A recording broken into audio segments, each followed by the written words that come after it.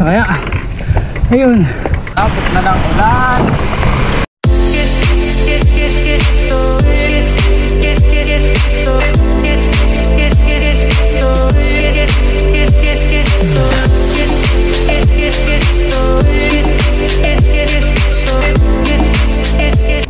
Yun, good morning po. Isang mapagpalang araw na naman po ngayon. So ang biyahe po natin ngayon ay papuntang Tatlong Cruz, Paete, Laguna. So kasama ko po ulit si Erwin Guban. At siya nga po pala, gusto ko muna pong i-shoutout si Pakoy Motovlog at si Wesley Katie Castro. At shoutout na rin po pala sa mga bago nating subscriber at kaibigan. Siya nga po pala, bago tayo sumabak, magdasal muna para may gabay. Salamat. Enjoy watching.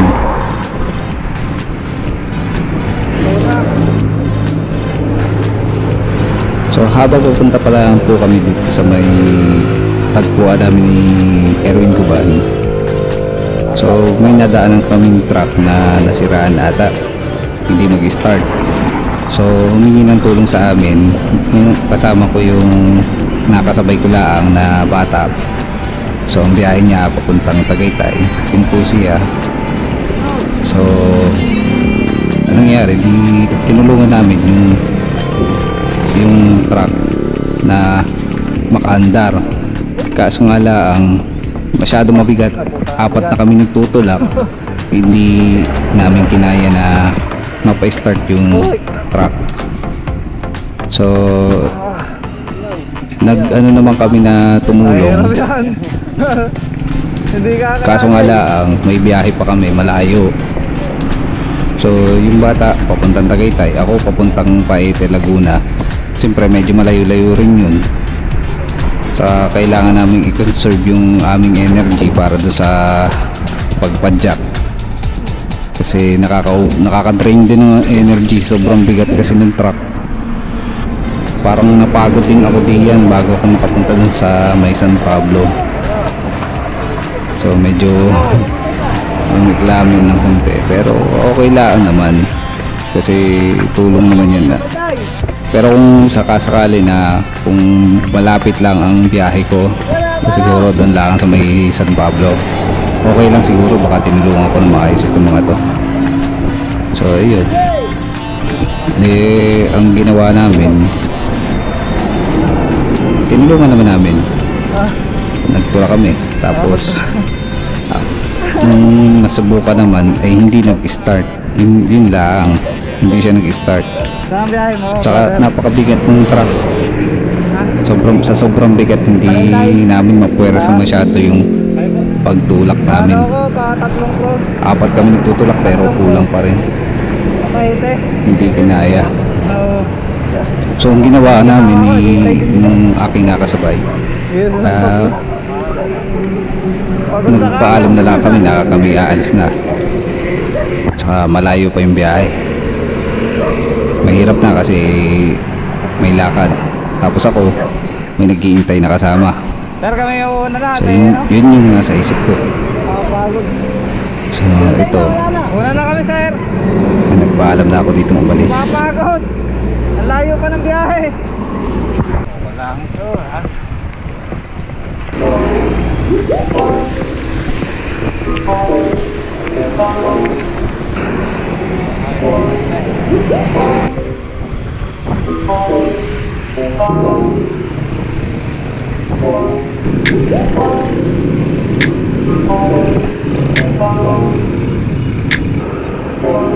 Hello. Nangyayari? Ano nangyayari? Na-flat? Nasa amin pa, flat na. Oh? Continental ka na pala. Unan? Nagkakirap ko lang hindi. Ba't sumingaw? Nasa amin, matipol mo ako siya. Ba't sumingaw? Kasi paglalaki ko sa ano. Ganda na, ilang ang bulamog ko. Lamog ko nga, hindi mo ba na Buhay mo na. Walang ganda yung takbuhan ko, kuhain lang. Baka mo na.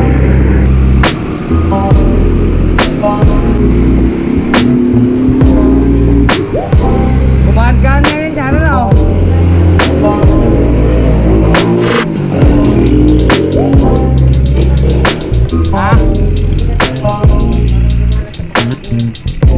Iba-iba yung takbo niyan. Sa kalsada. Iba-iba yan. Mas madali. Mas madali yan.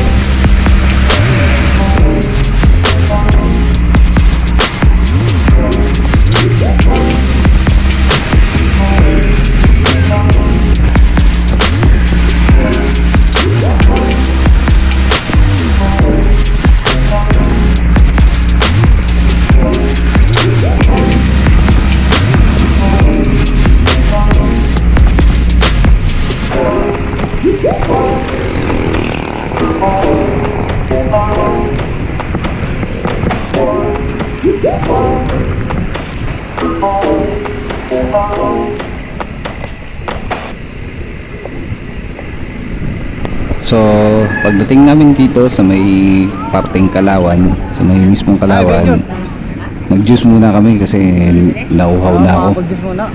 Medyo napagod na rin. Naapektuhan din ako nung nagtulak ako ng truck. Nauhaw ako. May kain sa bahay.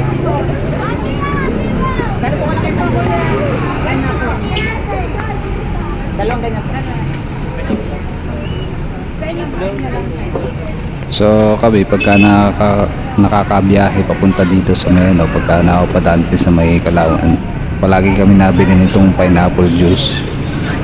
Yan kalimitan ng iniinom namin.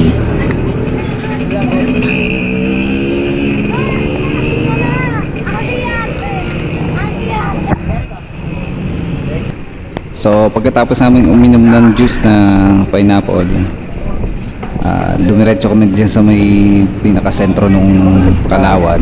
Then nagpicture lang kami, tapos sumibat na uli, pumadyak na ulit papunta sa kasunod na bayan. So yun, panoodin nyo po. Kalawan.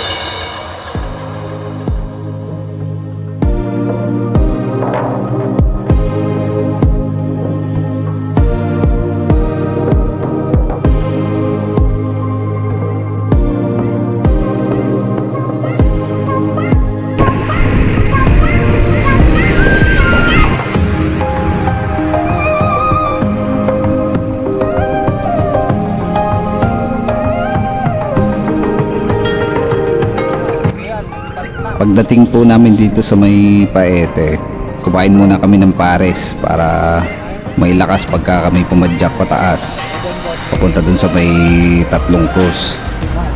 Kasi dito na po yung daan. Ito po yung daan sa may Sea Oil. Dito po kami tumaan. Hindi po kami tumaan doon sa may Petron. Dito po kami dadaan sa may Sea Oil. Medyo mataas po dito. 22 to 24% gradient. Yun po ang nakita ko sa Google nung sinearch ko. So ayun po, after nyan kain, di ahon na ulit. Namahinga ng konti, mga 15 minutes nagpababa ng kinain. Mamahinga muna kami. So panoorin nyo para makita nyo yung, pero kinat ko na yung ibang ahon moments namin kasi medyo mahaba yung ahon, saka matagal, mabagal din kami. Hindi namin mabilisan kasi sobrang taas, matarik yung ahon dyan. Medyo nahirapan din, struggle din kami.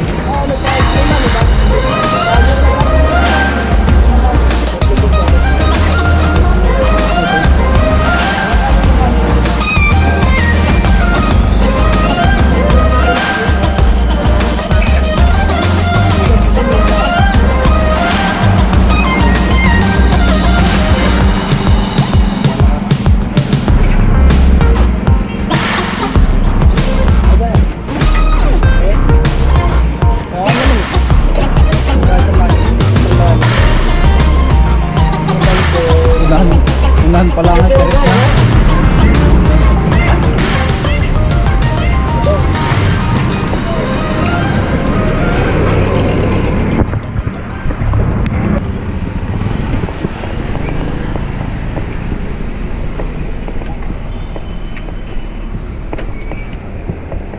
So ito na po yung simula ng aming kalbaryo. So napatarik yan. Kita nyo yung pader doon sa gilid. Matarik po yan. So medyo nahirapan kami. Kinat ko na rin yung mga ibang part kasi medyo mahaba yung ahon. Tsaka medyo matagal. Medyo nakaka-boring na kapag yung sobrang haba naman. Kaya pinaikli ko na lang din. Parang sinamarize ko na lang din yung aming ahon dito. So yun o. Kung makikita nyo. Napatarik.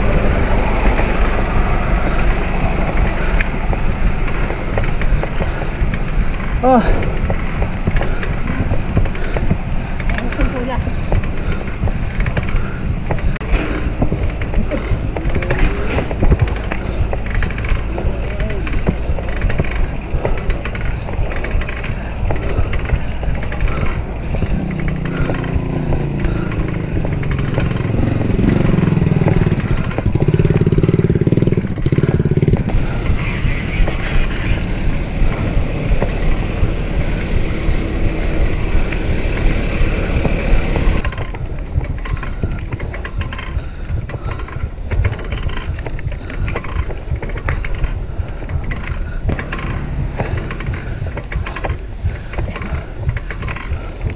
Tapos na kaya?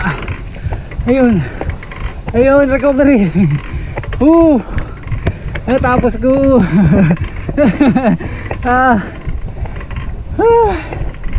Tangina. Naka-recover.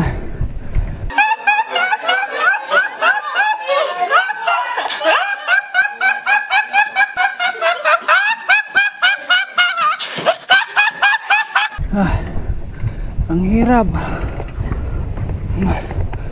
Grabe. Pader pala yan. Ha? Tangina. Ang taas. Kita yan o. Ang tayog. Iyak eh.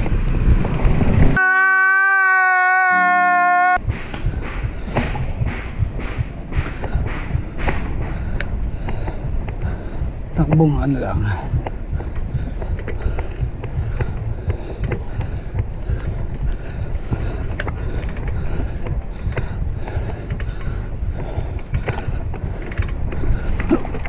Yun. Dumulas. So dito sumala yung aking umangat kasi yung unahan. Medyo nahirapan ako makapedal. ang ginawa ko, na mahinga na lang din ako, 2 tumigil na ako. kilometers of hell. Medyo pagod na rin sa pag-ahon, medyo mataas. Tumalon yung unahan Persado ko. pati yung aking yung RD ko ata. Medyo tumutunog. Pero okay pa naman, natapos ko naman yung ahon, Pag hindi naman nataas? nasisira.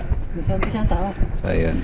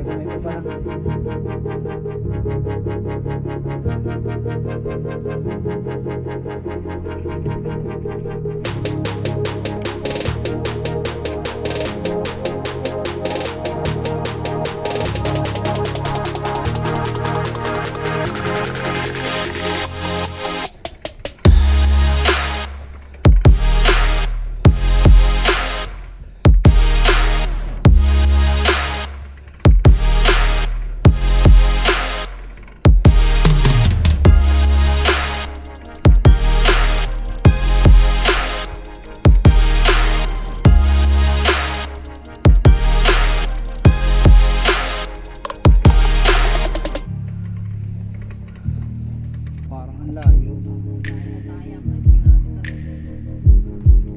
5 kilometer na ganitong puro siko.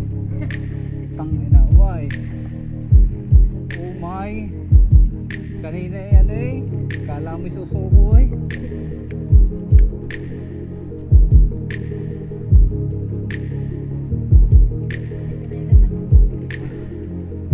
Dito na tayo sa lata. Mas pagkala rin.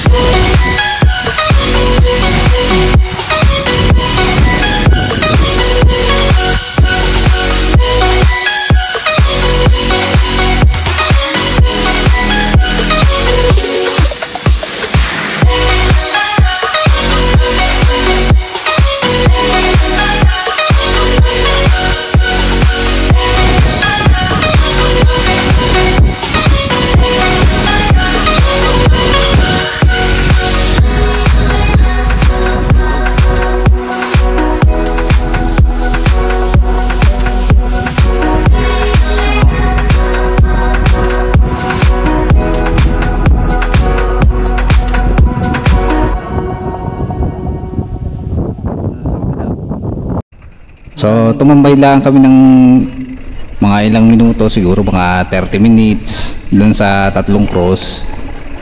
Nag-relax ng konti, tapos namahinga.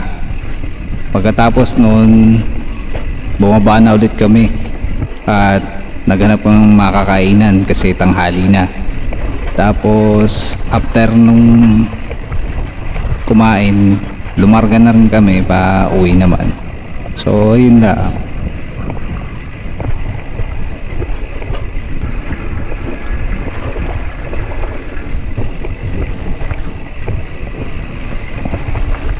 Ang bilis nga pala din eh. Oh, ganda. Ganda pare.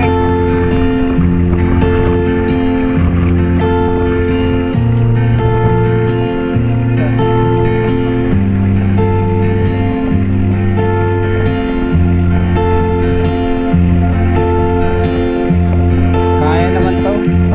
Kaya kasi put-put.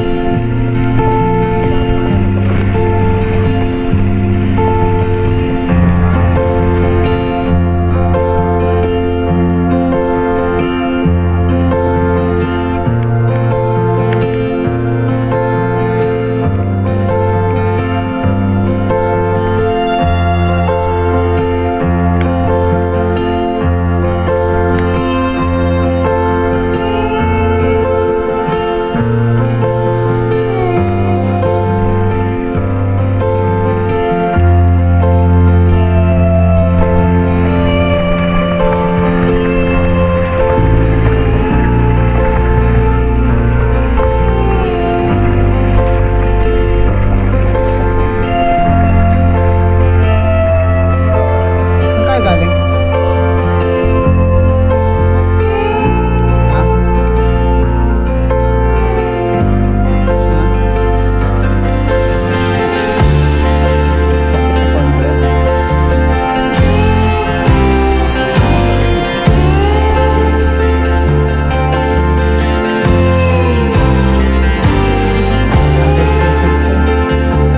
Ay, absat tatlong pala.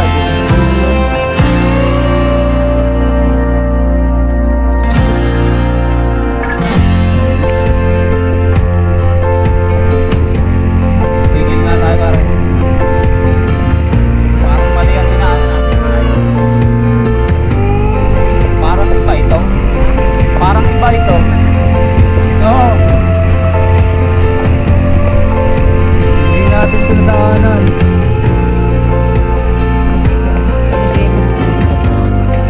Dun sa isa yung... Oh. Oo nga. Oh. Sige na, lalayo tayo.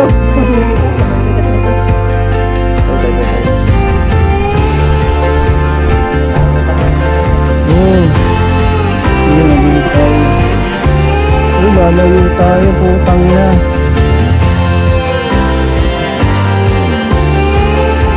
Balik, balik. Balik. Lalayo tayo.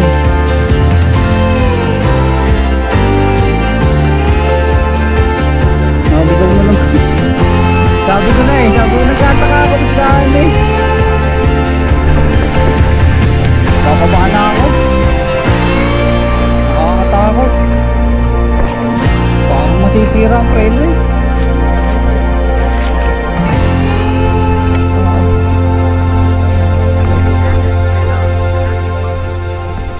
Lalakad muna ako. Pahinga muna yung break.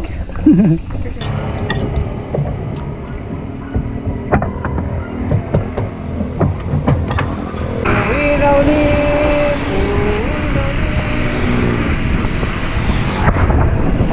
Tapos na lang ulan. Okay.